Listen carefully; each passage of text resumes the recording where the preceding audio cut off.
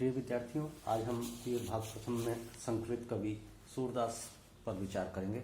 विभिन्न बिंदुओं के अंतर्गत अध्ययन को आगे बढ़ाएंगे। देखिए, सबसे पहले हम सूरदास पर अपनी बात शुरू करते हैं तत्कालीन परिस्थितियों के अवलोकन से।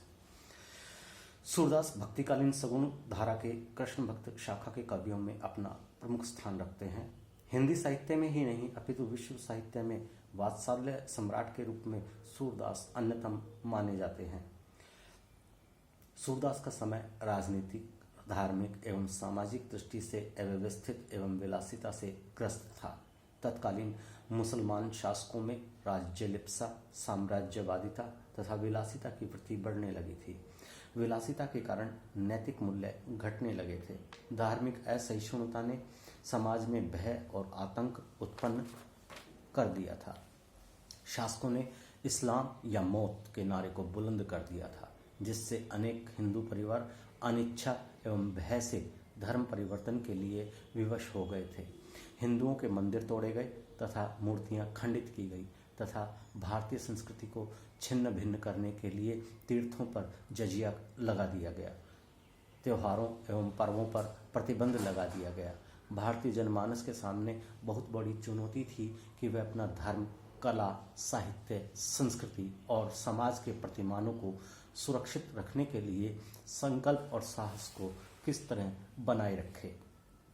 समाज में हिंदुओं की दशा शोचनीय हो चली थी। सांप्रदायिकता एवं घृणा के भाव ने जन्म लेकर दो भिन्न संस्कृतियों में शत्रुता उत्पन्न कर दी थी। डॉक्टर हजारी प्रसाद द्विवेदी का कहना है, हिंदू भ्रष्ट होने से बचने के लिए मुसलमानों से दूर रहते थे और वे उन्हें मलेच्छ कहकर संबोधित किया करते थे।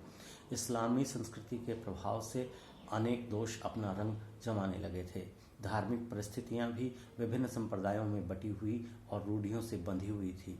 इस्लाम धर्म के व्यापक आतंक से हिंदुओं में संगठित होने की भावना उत्पन्न हुई थी। इस्लाम धर्म के कारण व्यापक जो हिंदू संगठित होने की भावना उत्पन्न हुई थी, उसमें विभिन्न व्यक्तियों ने धर्म की दिशा को नवीनता प्रदान करने में अपना सहयोग दिया। इन महापुरुषों में स्वामी रामानंद तथा महाप्रभु वल्लभाचार्य ने राम एवं कृष्ण भक्ति की अजस्र धारा प्रवाहित की। समाज में अनेक वृत्तियों ने एक साथ जन्म लिया। संन्यास भावना, भक्ति भावना, भाग्यवाद आदि ने अपना प्रभुत्व स्थापित किया। ऐसे संक्रमण काल में धार्मिक संघों, महात्माओं तथा संतों ने समाज को एक नया रूप प्रदान करने का साहस जुटाया। समाज को स्वस्थ रूप देने में भक्त कवियों ने अपना महत्वपूर्ण योगदान दिया, जिसमें सूरदास एवं तुलसीदास का अपना विशिष्ट स्थान है। तुलसीदास राम भक्ति के गायक रहे तो सूरदास ने अपने मधुर पदों के माध्यम से कृष्ण भक्ति की धारा को व्यापकता प्रदान की। सूरदास का व्यक्तित्व। सूरदास के जन्म एवं जीवन के विषय में भी विद्वानों के मध्य विवाद बना हुआ है। कुछ लोग उन्हें जन्मांध स्वीकार करते हैं तो कुछ बाद में नेत्रहीन होना सिद्ध करते हैं। उनके जीवन के संदर्भ में भी अनेक किंवदंतियां प्रचलित हैं। अंत्य साक्ष्य एवं बहिर्साक्ष्य के आधार पर यह मान्यता है कि सूरदास का जन्म संवत 1540 में वैशाख शुक्ला पंचमी को आगरा नगर के निकट रुनकता नामक ग्राम में हुआ। अन्य विद्वानों की मान्यता है कि उनका जन्म दिल्ली नगर के निकट सीही नामक ग्राम में हुआ था, किंतु रुनकता ग्राम में जन्म होना ही अधिक प्रामाणिक माना गया है। कुछ आलोचक उन्हें चंद्रवरदाई का वंशज भी मानते हैं तो कुछ सारस्वत ब्राह्मण वंशज सिद्ध करते हैं। अधिकांश समीक्षक इनकी जन्मांधता को ही स्वीकार करते हैं। सूरदास ने पुष्टि मार्गीय आचार्य श्री वल्लभ से विधिवत दीक्षा ग्रहण की।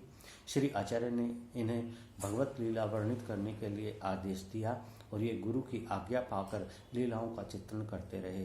कवि ने विनम्रता के साथ स्वीकार किया है अपने पद में, हरि हों सब पतितन को नायक, को करी सके बराबरी मेरी और नहीं कोई लायक। आचार्य वल्लभ ने स्वयं सूरदास को श्रीमद् भागवत पुराण तथा सुबोधिनी टीका सुनाई। इस श्रवण से उनमें श्री कृष्ण के प्रति सखा भाव लीला रहस्य तथा गेयात्मकता उत्पन्न हुई। सूरदास ने वल्लभाचार्य एवं गोस्वामी विट्ठलनाथ के साथ ब्रजभूमि तथा श्रीनाथ जी के मंदिर की अनेक यात्राएं की। सूरदास के व्यक्तित्व के संबंध में डॉक्टर लक्ष्मैया शेट्टी ने लिखा है, सूर के व्यक्तित्व की अनेक पहली विशेषता उनकी रागात्मक प्रति से संबंधित भक्ति भावना है। वे श्रीनाथ जी के मंदिर में रहते हुए कृष्ण सखा के रूप में सख्य भावाश्रित समाधि में लीन रहते थे।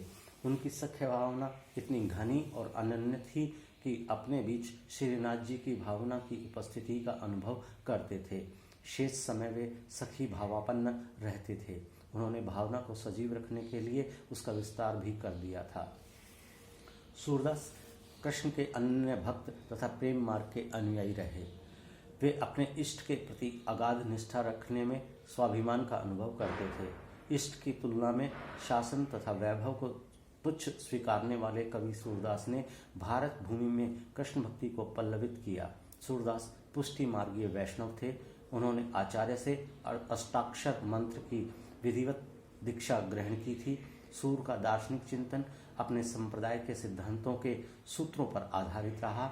शुद्धाद्वैतवाद मत की प्रतिष्ठा में सूर ने साहित्यिक सृजन किया। कवि की दृष्टि में ब्रह्म माया से लिप्त है तथा साकार और निराकार दोनों रूपों में है। उनका कहना है, वेद उपनिषद जासु को निर्गुण बतावे, सोई सगुण हुए नंद की दांवरी बंधावे। ब्रह्म ही सर्वोपरि सर्वशक्तिमान सृष्टा पोषक एवं संहारक है। ब्रह्म से ही जीव जगत की उत्पत्ति तथा इति होती है। उनका कहना है, तुम ही कर्ता तुम ही हर्ता तुम तय और न कोई। सांसारिक प्राणी इस तत्व को भूलकर संसार के मोह सागर में डूबा रहता है तथा वास्तविक सत्य को भुला देता है। मिथ्या ब्रह्म में भटकता हुआ वह जन्म मृत्यु के चक्र में उलझा रहता है। जैसे उदाहरण के लिए, अपनों पे अपनों ही बिसरियो, ज्यों स्वान कांच मंदिर में भ्रमी भ्रमी भूखी परियो, ज्यों सौरभ मृग नाभि बसत है द्रुमत तृण सूंघी परियो। भगवान के अनुग्रह पर ही जीव इस संसार चक्र से मुक्ति पा सकता है। जा पर दीना नाथ टरे, सोई कुलीन बड़ो सुंदर सोई, जा पे कृपा करे, सूर पतित तरी जायज तनक में, जो प्रभु नेक ढरे। डॉक्टर विजेंद्र स्नातक ने सूर के दार्शनिक पक्ष के संदर्भ में लिखा है, भक्ति के दार्शनिक स्वरूप की ओर भी सूर का बराबर ध्यान बना रहा है। सिद्धांत पक्ष की स्थापना में उन्होंने वल्लभाचार्य के शुद्धाद्वैतवाद का ध्यान रखा और ब्रह्म जीव आदि का वर्णन करते समय सूक्ष्म बातों का भी यथास्थान उल्लेख किया। इतना ही नहीं, ईश्वर, माया, जीव, काल और सृष्टि रचना का विशद वर्णन करके उन्होंने अपने भक्ति सिद्धांत को इतना पुष्ट और परिपूर्ण बना दिया कि उसमें एक ओर जहाँ गहन दार्शनिकता आ गई है, वहीं दूसरी ओर जीवन की कोमल भावनाओं के साथ कारण सुकुमारता, भावुकता और तल्लीनता की भी कोई कमी नहीं रह गई है। ग्रंथ, अब हम सूरदास के ग्रंथों पर विचार करते हैं। कौन कौन सी रचनाएं हैं उनकी। विभिन्न विद्वानों के मतानुसार सूरदास जी द्वारा लिखे गए ग्रंथों की संख्या विभिन्न है। ये 3 से लेकर 25 तक की संख्या में बताए जाते हैं, परंतु सूरदास कृत केवल 3 ग्रंथ ही प्रामाणिक माने जाते हैं, जिनमें सूर सागर है, साहित्य लहरी है और सूर सरावली है। सूरदास का सर्वमान्य प्रामाणिक ग्रंथ सूर सागर है और यही वस्तुतः सूरदास की प्रसिद्धि का कारण भी है। इसके लगभग 24 संस्करण मिलते हैं। कहा जाता है कि सूरदास ने 1.25 लाख पदों की रचना की थी, परंतु अभी तक उनके 5,000 से अधिक पद प्राप्त नहीं हो सके हैं। सूर सागर के प्रामाणिक संस्करण में 4,936 पद हैं। यद्यपि सूर सागर के वर्ण विषय का श्रीमद् भागवत में बहुत कुछ साम्य है, तथापि इसमें सर्वत्र सूर की मौलिकता के दर्शन होते हैं। साहित्य लहरी में 118 पद हैं। इस ग्रंथ में अपेक्षाकृत पांडित्य अधिक है। यह एक शास्त्रीय ग्रंथ है। इसमें रस, अलंकार और नायिका भेद की रचना शैली पर रचे गए पद हैं। इसमें अनेक दृष्टिकूट भी हैं। हिंदी में रीति रचना के बीज सर्वप्रथम इसी ग्रंथ में प्राप्त होते हैं। इसके कई पद सूरसागर में भी मौजूद हैं और अंतिम रचना जो प्रामाणिक मानी जाती है वो है सूरसारावली। लेकिन ये सूरसारावली कोई स्वतंत्र ग्रंथ न होकर सूरसागर की अनुक्रमणिका मात्र है। संभव है कि सूरदास ने इसकी रचना सूरसागर की भूमिका के रूप में की हो। इसमें कुल 1107 पद हैं कि कुछ विद्वानों का मानना है कि यह ग्रंथ सूरसागर के सारांश के रूप में लिखा गया था। बस प्रिय विद्यार्थियों, आज इस वीडियो में इतना ही। सूर संबंधी आगे की बातें हम अगली वीडियो में करेंगे। धन्यवाद।